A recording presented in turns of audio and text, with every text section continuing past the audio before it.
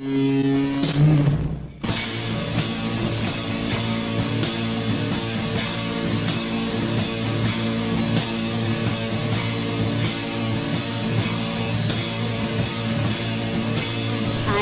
Morris with the NSA. We have identified some very, very interesting anomalous type of aircraft. Traffic is quite luminous and is exhibiting some non-ballistic motion, over. Move very rapidly at any speed or whether any direction it wanted to go. Flag could change and go to the right or the left or go crossways without hesitating a bit. What do you think it was? Well, if they call it a flying saucer, that's what it is.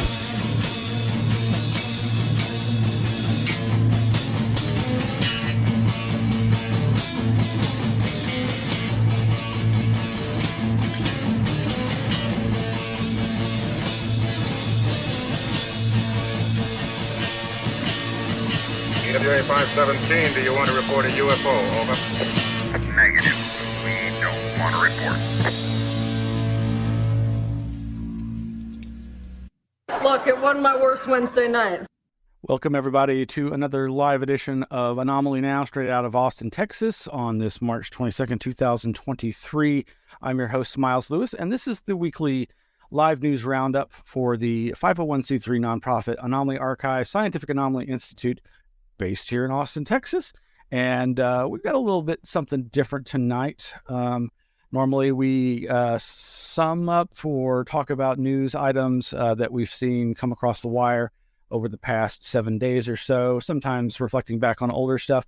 But we wanted to have a guest tonight who actually is going to be talking to us about something we've talked about on our recent show, which is the recent Limina UAP, or the Society of UAP Studies Limina Symposium. It was a virtual conference held a week or two ago online, and this is one of many, I think you could say, the new wave of UFO UAP type endeavors that are really taking shape to perhaps really drive the narrative in the new direction. We shall see. And as I was looking over the things that I'd flipped into our Flipboard, of course, folks can go to anomalyarchives.org, and you can look at past issues of our infrequent email newsletter, and you can follow links there to our Anomaly Archives Flipboard, which you can see there, where we post links to all the news stories that we find of interest, mostly new stuff, but sometimes reflections back on older things. And here we have several links to our guests' blog posts on this recent event, including 3 of the 5 posts that I believe he's done, and we'll be posting the links to those in our show notes for tonight. But you can find out more about our guest, Bryan Sentes, at his blog, which is skunkworksblog.com, and that's where he is writing and illuminating and exploring the strange worlds of the UFO, nay, UAP. I'm still partial to UFO, and that says more about me than anything else. But for now, let's just bring on our guest here, Bryan. Professor Sentes, how are you doing? I'm good. Thank you there, Miles. It's great to have you. I don't really know you very well. We've interacted online a few times. Had the strange experience of discovering that we've both been near mass shootings, and have an interest in the UFO UAP stuff. And sadly, it's almost any day where you can say there was another shooting today, and sure enough, there was another school shooting today. But that's not what we're here to talk about, even though I do think there are strange, weird connections that can be made between all of these subjects. But I had become aware of you through your online presence, and know of you as a philosopher, and recently realized that you're a poet and a professor or a teacher of these subjects in Montreal, Canada. Is that correct? That's right. Yeah. Dawson College. Dawson College. And as I've asked you to come on to talk about this recent UAP conference. I've been trying to familiarize myself with your work and your recent interviews, and immediately was like, oh, great. I'm so glad I invited this fellow. I'm looking forward to being challenged by your perspective and exploring areas that I think we have in common in our ideas about these things, and just see where it goes. So thank you so much for joining me. My pleasure. My pleasure. So you've written 3 blogs about this subject of the conference, and you were actually a panel participant or a panel moderator? A moderator, yeah.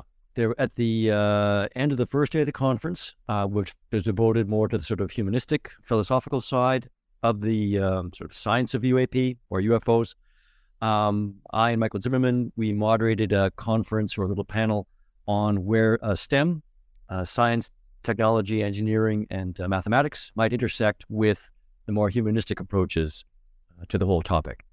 And we had Stephen Finley, who just published a great book on the Nation of Islam. Super read. It just rocks. It's a great book. Babette Babich, who's a frighteningly learned philosopher of science and aesthetics. There was Jacob Hack-Misra with the Blue Marble Institute, I think it is. I don't really know his background. He's a very interesting fellow, very pleasant fellow. And Stephen Knut, who's, of course, a very eminent physicist and researcher, usually associated with I think it's UAPX, if I'm not mistaken. So that's what Zimmerman and I moderated.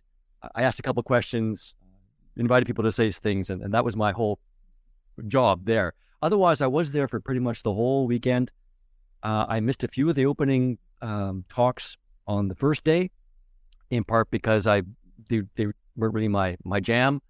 Then I remember that Mike Ciffone, who organized the whole thing, what a job, had wanted me to write something up at the Skunkworks blog, and so I figured, oh hell, I'd better make a point of taking it all in, and I did take it all in from then on. So it was 3 days, really something going on, and really quite impressive. A lot of really well-credentialed, there you go, well-credentialed people, interesting people, heavy on the science side, physicists, astronomers, astrophysicists, and so on, and just a few of us humanists the first day, including Mr. Tripel, whom you know, and others. Wow, yeah, and I see Mark Rodiger from CUFO, Center for UFO Studies, Austin's own Robert Powell, former MUFON, now Scientific Coalition for UAP Studies, and there you are, permanent member, faculty of English at Dawson College, Montreal, Canada. I'm so glad that Michael Ciffone has put this together, and that it sounds like it was quite the success. We'll post a link to this Limina Symposium.vfairs.com link, of course. Yeah. Yeah, I don't believe any of the videos are archived and available to people other than people who, I guess, bought tickets. I think you can purchase access to them right now. Oh, which cool. is a little disappointing. I would have liked to have seen them be made more public, but there are reasons for that I'm not necessarily privy to. I think it's got to do with the fact that we're just launching. Not me. Mike Ciffone is just launching this academic society for UAP studies. It's set up as an academic society. There are dues-paying members. He's looking for funders. It was Enigma Labs, which is a major funder for the conference, and so I guess just getting a little cash flow going, just to keep the thing going. He's going to want to set up a more in-person symposium or conference in the coming year, right. And that takes a bit of money to rent a place, to bring people in, and so on and so forth, like they used to do in the real world. Yeah, just when I was coming on the scene. Yeah, and like the good old days when, if you were invited to a conference, you were flown in and put up and given an honorarium and these sorts of things. And he'd like to sort of bring that back as best he can, right? So I think that might be the reason for it right now. I think hybrid conferences are still a great thing to aspire to, but I also I know that you reported on also previously the last year's Rice University event, which I believe you attended that virtually, correct? I attended the keynote addresses, and that was all I really took in. And that's what I wrote about. Right, and those are the talks by Kreipel, Valet, Heath, and Strieber. Forgive me. And I think I caught one other little conversation with Jeffrey Kreipel and another scholar. And I bring it up because it being a hybrid conference and it being one of the first, if not only, live events, in-person event that I've done post-pandemic. It was surreal. It was emotional. It was amazing. It felt so monumental and momentous. And so as I think we both, I think you and me and I think Sifone and others were in attendance in a post event where Kreipel was talking to doing a smaller lecture, Zoom lecture. And I remember you and Michael both peppering him with pretty interesting, pointed questions that I'm sure give some people the impression that you're some hardcore debunking skeptic. Yeah. But I've come to, as I've said, as I've been exploring more of your oeuvre, it's like, oh no, he and I do like skeptics because I think they really can help keep us all honest and make the scene better. But it's always reassuring when those skeptics are rooted in an actual sense of their own sense of mystery about the nature of the phenomena. They're not just, oh, it's all just misidentification or all hoax or, all hallucination. But this most recent Limina Symposium wasn't completely virtual, and it sounded, I love that you gave a description of, because some of these new meeting interfaces can create an atmosphere that tries to emulate that face-to-face thing. And some of the ways you described it, I was like, oh, it was like that. That's so cool. Like I've used like Air Meet for some of the parapsychology associations events, and they've got, instead of the breakout rooms, they're like tables where you go and you sit with one of the speakers, and it's all geared to kind of mimic that, the networking and the face-to-face contact. Right. And I think it's a nice attempt. I don't know if it really approaches the real thing, but it's a nice attempt. And so you described like there, like, I guess, a virtual vendor's room and things like that. Well, okay, the first there are 5 parts to the damned report, after action report, as I like to call it. The first part, I just wanted to give people a sense of what the experience was like. And I'd never attended a virtual conference at all. I was lucky. I wasn't teaching during the pandemic when we were required to teach on Zoom and things. I dodged that bullet. But this conference was really very impressive. As I said, you sort of show up at the website, and there's like a kind of a big conference building there, virtual. You go to the front door and hall, and you can access different things, different booths that represented the UPX and 5 or 6 or 7 other organizations. You could interact with the people there. You could get what's called a swag bag with the videos and texts and such, which is a conference staple, right? Yes, yes. Okay. Then the lecture hall, and there are even little lounges. I only poked my head into one. I was kind of shy, and a bit exhausted. As you know, if you have to sort of do this virtual thing all day, you get screen fatigue very quickly. And then just try to keep track of everything, and then try to take notes and think, and it was quite the adventure. Like 3 solid days. It was something, and so I'm glad I was able to. It's a real conference. It's a real conference, yeah. And normally, in real life, you wouldn't go to every paper, right? You would go to the ones where your friends are talking, or the ones that interest you. Yep. But as I said, I felt responsible because I was supposed to give a little report of some sort, and I wanted to do it justice, right, as best I could. And that's impossible.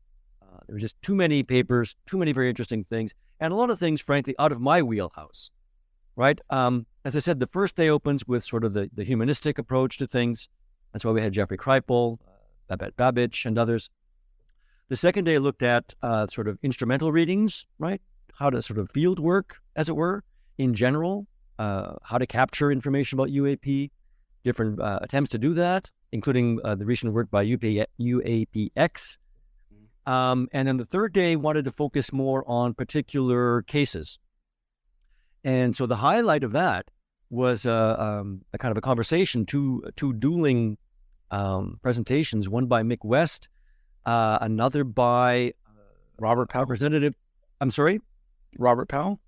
I believe it was Robert Powell, right, of SCU on the egg. I can never pronounce this correctly. You're in Texas. You can do better than I would in Spanish. Thank you.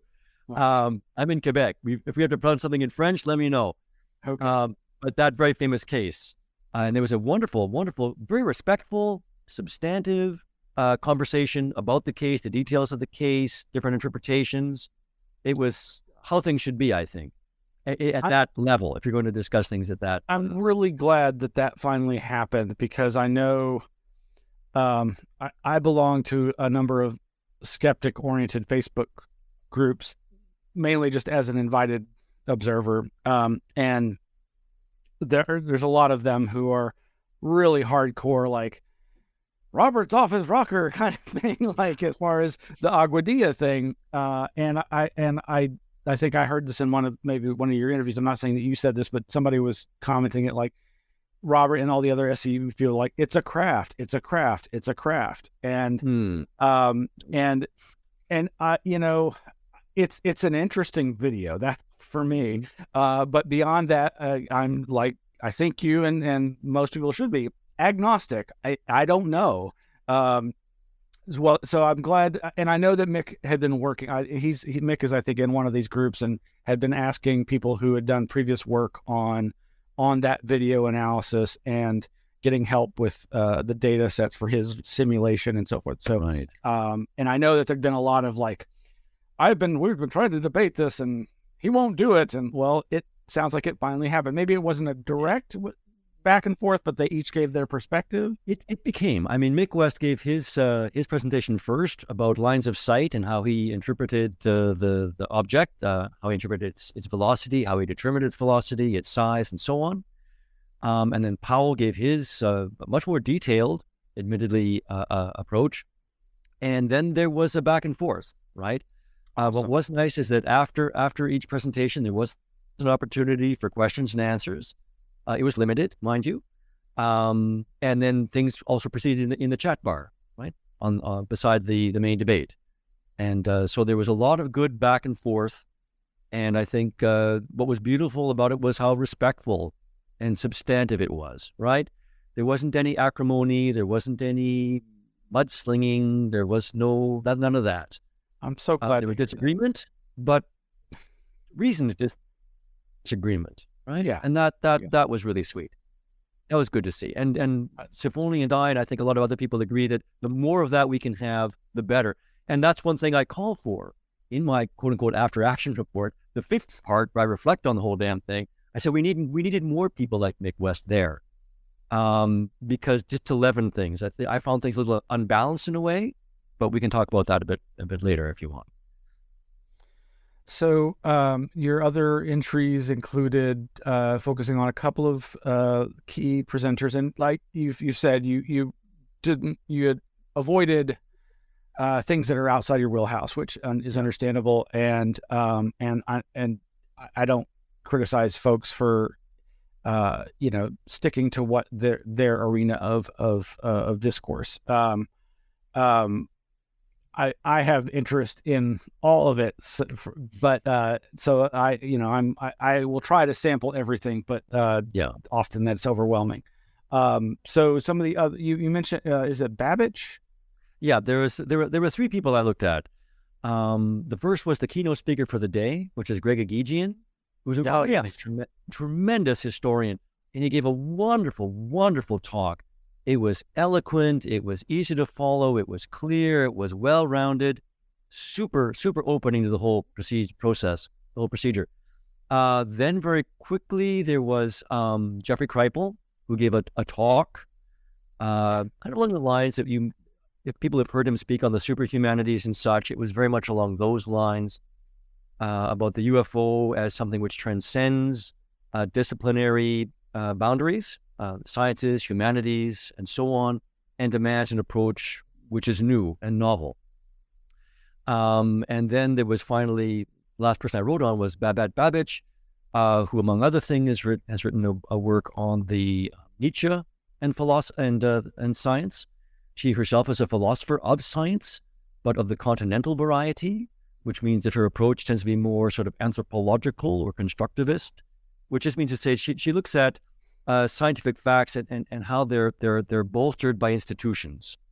How, what is it that makes, for example, I don't know, a virus something that is real, but homeopathy not, right?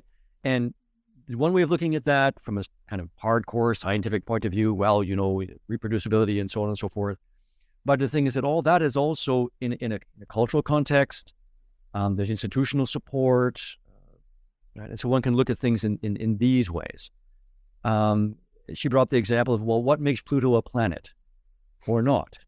Okay. And it's strictly convention, right? So hers was a very difficult presentation to follow, in part because she is a Nietzschean by her own profession. And what that means is she's going to adopt different sort of positions that you don't know necessarily are hers. And you're sort of like, it's like there's a whole team that you're watching play this game on the field. Okay. And you've got to sort of, and the ball goes here, the ball goes there. And it's kind of up to you to sort of take your own position to join in on the game. And so she said a lot of things in the course of her talk, which were kind of outrageous from some points of view. And then other things which are more interesting and so on. But very difficult to summarize and very difficult to engage with. But those are the three that I wrote on. Well, so Kreipel, I'm pretty sure he read the same thing that he read for the Parapsychology Foundation conference, a recent online conference. It's called like Deviance, Psi, and UAP, or maybe I think it was. It kind of it was the deviance word, I think, is correct. It was provocative in a yeah. Well, here he begins by invoking. He opened his talk by invoking Aimé Michel, who said that when you study UFOs, the soucoupe volante, as he said, flying saucers, you begin scientifically, physically, forensically, and you end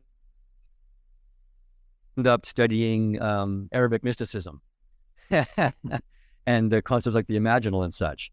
That's how Kreipel opened his talk. But like I say, if you've heard him speak on the superhumanities, for example, a lot of the themes were present again. Yeah. Right. Primarily. He talked about, he finished by talking about how, the radar is real, but so is the revelation. Yes. To paraphrase. He said something kind of like that to finish off. And that's, again, this kind of sentiment that he's been developing for a while now. Yes. Interesting talk. Yeah. Well, yeah, I think you're well aware I'm a big fan of his. I haven't read most of his work, but I'm just enamored with him for having accomplished what he has with the creation of an archive that is an institutional version of what I've been trying to do for the last 20 years. Kreipel is to be respected. I mean, I'm very I wouldn't say critical. I made this point in response to something that you had said in one of our online interactions, distinguishing criticism from critique. Yeah, you took me to task for something you found me too destructive of something I think about said. And I said, well, hey, wait a minute, man. That's not what I'm up to. Yeah. And so, I mean, I've worked with a scholar of religion here, Susan Palmer, she's written on the Nuwaubians, which is a very interesting African-American new religious movement, which is similar to Nation of Islam in terms of its mythologies. And she's also the kind of world authority on the Raelians, the Raelian Movement International, who used to be based here in Quebec, right? Oh, right. And she was the first to bring tribal to my attention, but she brought to my attention his book on comic book culture, mutants, Gnostics, and something like that. Yeah. That didn't really turn my crank. But then he began to come up more and more, and then with the Archives of the Impossible and the Superhumanities, I've got his book on the authors of the impossible here, which I've dipped into. The book that he co-authored with Strieber, I've dipped into that. The book on the Superhumanities, which I'm reading in conjunction with a few other books on the same theme. Actually, there's a very interesting book by David Ray Griffith from the 1980s, which kind of plows the same ground. It's interesting. So I'm engaging with him and I read the flip. I read the flip in an emergency room. Oh, no. I don't know how things are in the States, but here our medical system is having a few challenges, in part because of 40 years of neoliberal cutbacks, which are then exacerbated by the pandemic. And I probably hurt my back or anyway, I was in the emergency room and I knew I was gonna be there for a while, so I brought along the flip and I flipped through the flip. So I've read that much of Kripal I've read. And I'm very interested in his work. I respect his work tremendously. Any man who can write, 8, 9 books and publish them with the University of Chicago Press, hats off, man. Mm-hmm. As the dean, he's a serious scholar. He's a serious academic. I'd be the first to admit I'm not too sure where he's coming from, right? Because anyone who labors through my attempts to write about Jeffrey Kripal, and there are a few posts on Skunkworks blog, will see I go to a great efforts to say, okay, I think he's saying this, he seems to be saying this, and then if that's what he's saying, then this is what I think, right?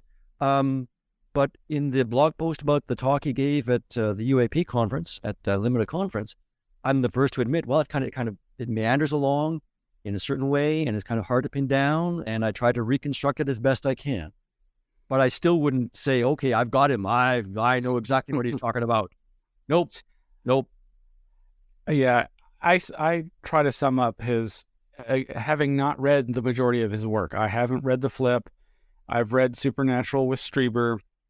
I've read Authors of the Impossible, and that actually really moved me. I thought that was pretty helpful, educational, and gave me, I think, a better sense of where he's coming from.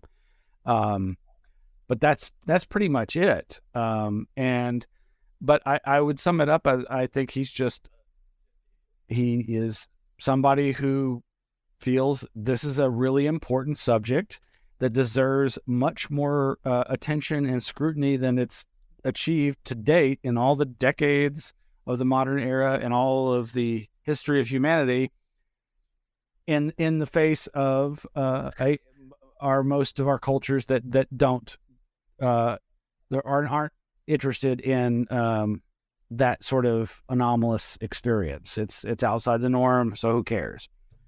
But I know. Yeah, kinda. I know there were, I won't name names, but at the conference, even after hours, I was hearing from some of the people on other panels like myself who were expressing, like, he's got an agenda and I'm not sure what it is and if I'm on board. And those were people who were invited to participate in the panel. But I think that also just makes it all the richer. So, well, if I can make two comments. Absolutely. First of all, you see, I'm unsure. I'm unsure exactly what his main drive is and what his thesis is. And you mentioned the question I asked him. I didn't pepper him. He very graciously found the time to answer my question at the very end of his talk he gave to the Religious Studies Department at the University of British Columbia, I think it was. On the one hand, I think this notion of agenda is not exactly on the nose, but there is a grain of truth in it, and that is that he is associated with the Esalen Institute, which is associated with the human potentiality movement in the United States. So there's that sense, and that's perhaps one reason that he's interested in so-called anomalous experiences, things like precognition, for example, synchronicities, things that point to humans as possessed of capacities for experience and ways of knowing that are not generally acknowledged. That's kind of one impression I have. But this idea that this has been suppressed, especially in the humanities, is something I must take exception with. I'm a student of literature. I've got a master's degree in English literature and an undergraduate degree in philosophy. And the presence of the esoteric, of the occult, is very well registered there. For example, I mean, I can just start listing them off. I'm reading a biography of William Butler Yeats right now, the great Irish poet, Nobel Prize winner, whose interest in the occult is well documented, whose interest in psychic phenomena, seances, life after death, reincarnation, spirit guides, channeling is well documented. The philosophy, the book of philosophy that he wrote, the system that he wrote, was quote unquote channeled by his wife George E. He called her George. So that's no problem there. The occult, the Hermetic philosophy that comes out of the Renaissance, right, with people like Giordano Bruno and Ficino and others, that is well documented by Francis Yates, a great scholar, has a role to play in German idealism, in Hegel, for example. I've got a great book here called Hegel and the Hermetic Sciences. Hegel dallied with Rosicrucians, the Rosicrucians of his day, with Masons and so on. William James, of course, is someone that Jeffrey Kreppel will bring up. William Burroughs, the American novelist, was interested in magic and so on. The occult was important for people like H.D., who was a modernist poet, a contemporary of Ezra Pound's. She was involved in seances and astrology. Ezra Pound's great epic poem, The Cantos, there's an occult reading of it. I could go on. It's well recognized, it's accepted, but I don't think quite in the same way that Jeffrey Kreipel would like to see it accepted. But then my question is, okay, well, what would it mean to take the claims about what Yeats called the spooks, okay, the ghosts that channeled his system to him through his wife, seriously? What would that mean exactly? And ironically, there's a wonderful book by a female scholar who does take it seriously, but she points out that, George was a lot younger than Yeats. Yeats was in his 50s when they married, and she knew about his interest in the occult and automatic writing and stuff. And so this scholar, this female, the feminist scholar, makes a very strong case that it was just George's way of getting his attention, because, of course, the spooks also instructed that, there had to be some sex magic involved. Right? So so from my point of view, I know what he's talking about, and I can bring up even more examples from the humanistic point of view. But from the parapsychology, that's something else. Physics, that's something else, okay? But that's not what he was talking about, not in the superhumanities, for example. So I'm not too sure what it would mean. And like in his own field of religious studies, right? Visions,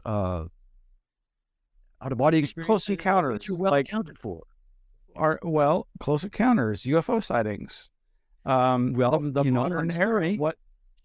Shall I pull down the book from the 1990s here called "The Gods Have Landed" from State University New York Press? Mr. Lewis. Yes, Mr. Lewis.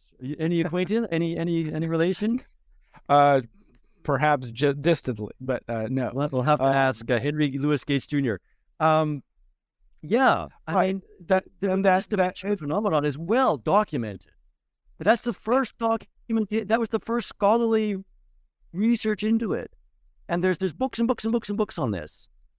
I guess you named stuff that was more like esoteric and occult, and I absolutely see the equivalence there personally with UFO modern era stuff, and as you've said, and others, Vallée, links it up with psychic phenomena, and now it's very meshed with poltergeists and the hitchhiker phenomena, etc. But I guess it just seems like there's not as much in the realm of the classic UFO stuff. But no, the is it James R. Lewis maybe is the James R. Lewis, yeah. Yeah.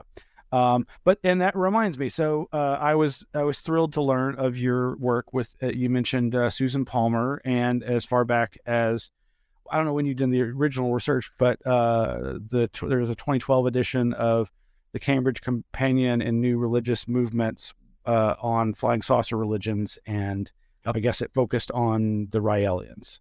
Yeah, that's what happened was. There's a backstory.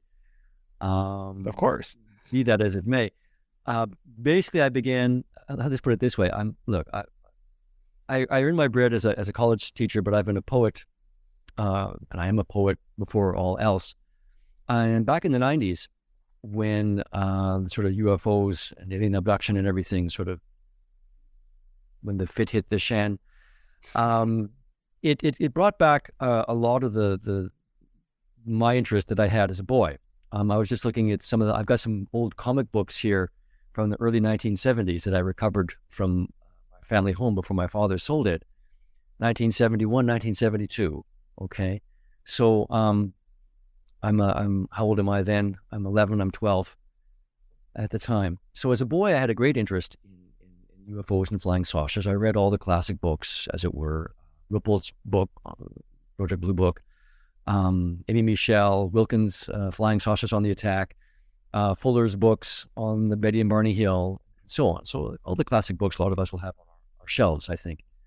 And then I put that away for a time. I hadn't thought about it for a long time. But then, when alien abductions sort of hit the mainstream, there were alien abductees on Oprah, for example. It hit me in a flash that, if you put people under hypnosis, they're going to recount, at least under one understanding of what happens under hypnosis, they're going to recount a kind of waking dream. And little surprise that women should have waking dreams of being examined by very cold-hearted little doctors at a time when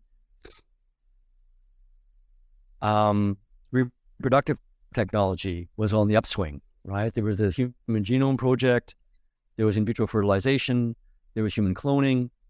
And so it struck me that there was a kind of spontaneous dream narrative at work, expressing the anxieties and aspirations of the technology of the day. And that sent me to the bookstore, and my UFO library started to grow. I did a great immersion course in it all, and I started to work on a poem I've been working on ever since, which is an attempt to sort of retell all of these stories about the UFO in the same way that the Latin poet Ovid took all the stories of his day, all the mythology of his day, and put them in a book called the Metamorphoses. That's kind of one of the models anyway. But as I was doing that, I had an opportunity to work with Susan Palmer, who was a friend of my publisher, okay? And there was this conference coming up, and she knew my interest, and so we got together, and it was kind of, she was my authorization, my legitimation to present my interpretation of the whole UFO, as I call it, a mythology, the discourse, the language around it, all the stories around it. That's what I mean by mythology. And our case in point was the Raelian Religion International, which was her specialty. And so there was the Society for the Scientific Study of Religion conference in Montreal in 2000. I presented the first version of our paper, Presumed Imminent, where I sort of put forward the idea that, okay, all this talk about extraterrestrials as being advanced life forms with advanced technology coming to Earth, which is essential to the mythology of the Raelians, that is, you can read that a different way. You don't have to, it's not a question of it being true or false. It has a different meaning. Here's what I think the meaning might be. And then that got picked up right away.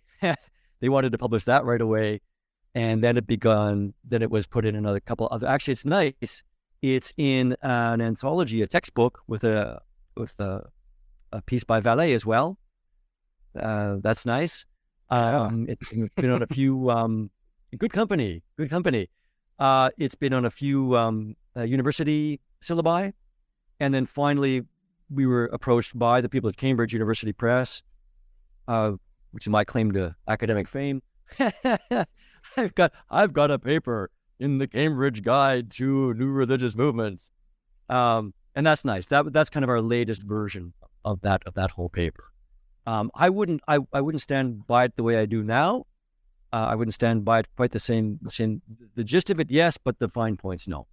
But anyway, that's how all that happened. So here in Austin, we there used to be a small riling contingent, and its local representative, she got involved in Access Television, same place that Alex Jones and so many others of us exercised our First Amendment rights to great effect, and that's how I met her and had dinner, and this was at the height of, as you described, that period when the abduction phenomena was happening in the mid-90s, and your perspective, I think you've said the UFO myth as a collective dream. That is something that I resonate with deeply, and the one time I gave an academic lecture in 1995 to the Society for the Anthropology of Consciousness, I was quoting my anthropologist friend who had introduced me to, I'm probably forgetting the different researchers, but Ian Barber and others, who described, myth is neither true or false. It's not history. To treat it as history is not treating it as myth. And it was Vallée that first introduced me to the whole idea of like, well, whatever you want to think the phenomena is, as far as its mechanism, it's just as important to look at, as you have said and others have said is important, the effect it has on the individual, and thus through them collectively our societies and our cultures and everything. And that is, I just think, so lost by so many believers. But those are also my peeps. Sure. Because I am a believer. I get called a believer and a skeptic in the same day by different people on parts of the spectrum. Good. I know it's something to aspire to. Yeah. I don't want to keep you too long. I know we try to keep this as a fairly short live show, but and I certainly, I know there's so many deep dives that we can do. And I mentioned that in going over some of your recent interviews, I just was titillated at several things that range from you were invoking on some show talking about hermeneutics, which is something I was like, I used to think I hadn't understood the definition, and then I forgot it. But it seemed important to me back when I was formulating my ideas of the Visible College, a UFO university, and trying to decode the symbols and the deeper meanings in these dreamlike encounters that make up close encounter UFO stuff. And I think it was in your interview maybe with Kevin Randall, a very traditional classic ufologist, where you started going off about the Mantell case and the God-Man army field, and I suddenly went, my God, Bryan is a synchromystic. But you were talking about it in terms of hermeneutics, but that's, to me, I mean, I tend to, theory of everything, throw it all in the same, and probably too loosely say, oh, that's equivalent to this. But it really reminds me of what I love about the recent phenomena of synchromysticism, and looking at both popular culture, fictional works, movies, television shows, and books, and looking at the symbology there in a very Jungian way, and reading the events of the outer world and one's inner perception of the outer world and these cultural representations in these stories, and looking for those things like Mantell and God-Man, and I just it's sweet. It's rich. Yeah, it's a rich vein. Nathan Twining, Roswell. Well, the rose is, of course, a very important mystic image, as the Rosicrucians will be the first to tell you, and so on and so forth. It is a spontaneous Like it's like the material is just already there. It's just crying out for a poetic treatment, which means like with an attention to the linguistic details, the puns, the ready-made symbols, and so on, right?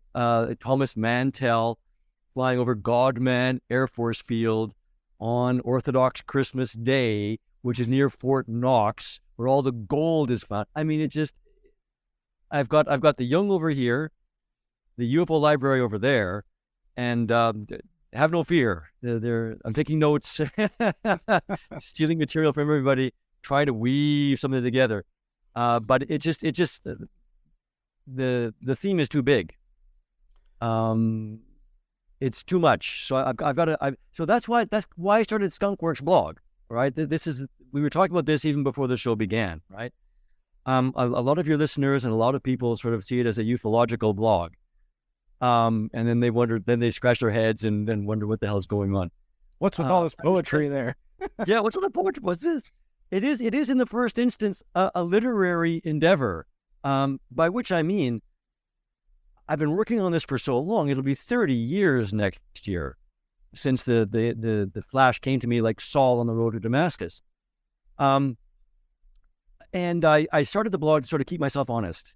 Well, let's put it out there that I'm working on this, and then maybe I'll feel a bit more pressure to produce more.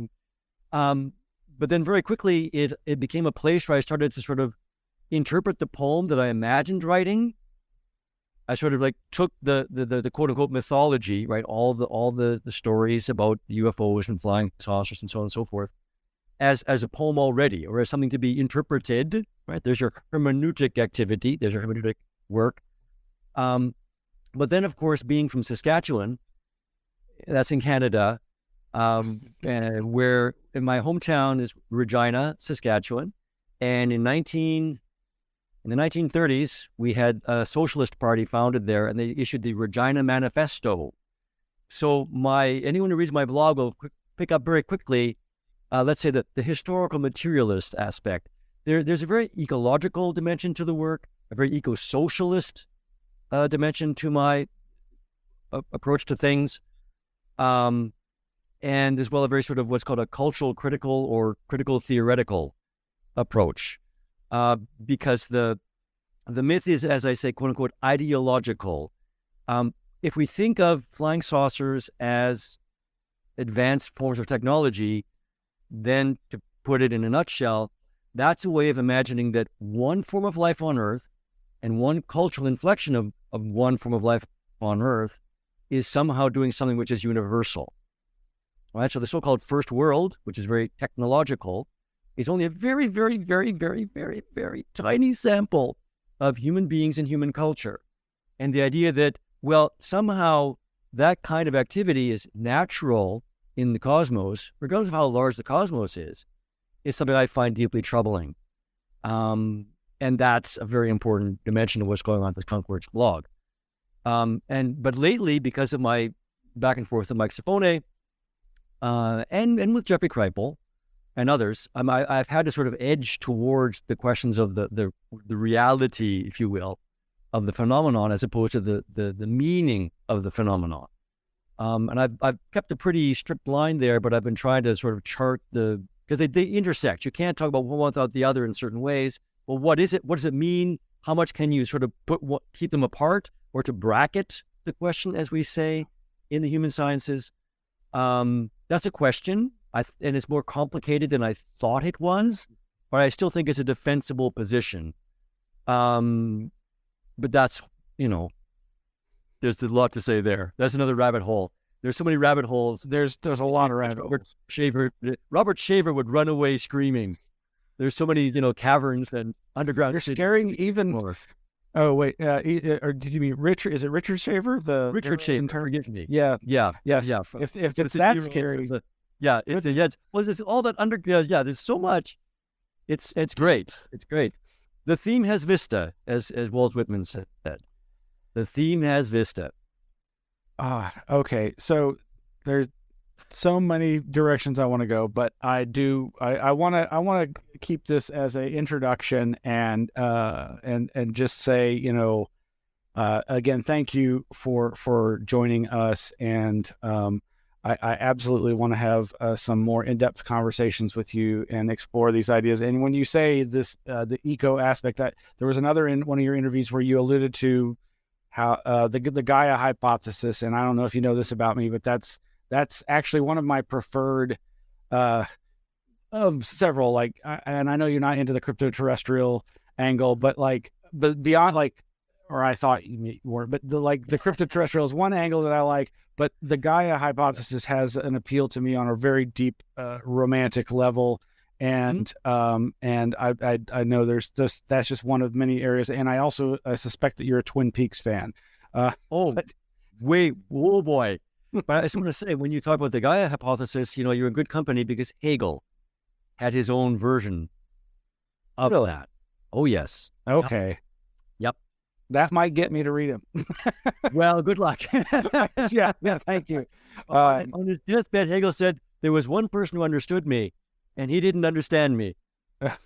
So, anyway.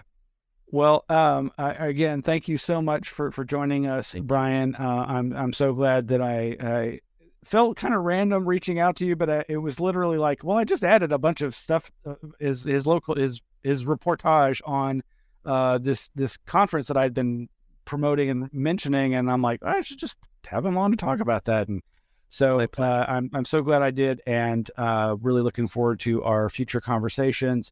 And if you stay right there, we can chat a little bit after I wrap things up. But folks can go to skunkworksblog.com to find out more about Bryan's work.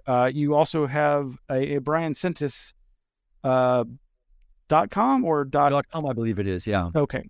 And that's obviously my poetic works, which are obviously near and dear to your heart and an important part of your life's path. So give that all a sample, and of course, folks can use search engines to find more. And we'll have some links in the show notes for tonight's show as soon as that's all up. And again, just thank you so much, Bryan, and stay right there. We'll be right back to talk, and that's it for tonight's show, folks, and we'll go out with a little of the old